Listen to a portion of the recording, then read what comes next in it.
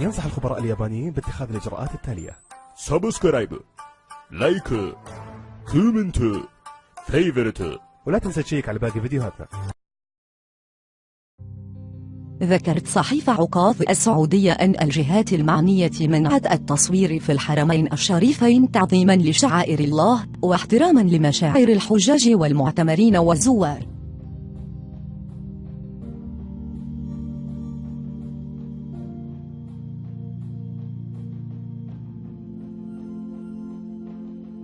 وأزمت أصحاب حملات الحج والعمرة بتوعية الحجيج والمعتمرين بهذه التعليمات التي تأتي ضمن خطط الجهات الأمنية والتنظيمية في الحرمين لتهيئ المناخ التعبدي لقاصدي المسجد الحرام والمسجد النبوي.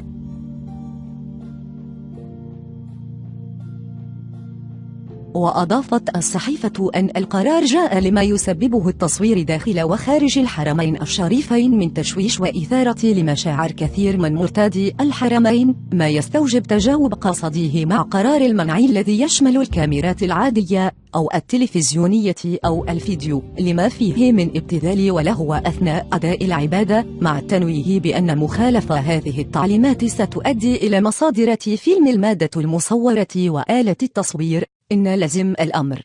إن أعجبك الفيديو لا تنسى الإعجاب والاشتراك في القناة.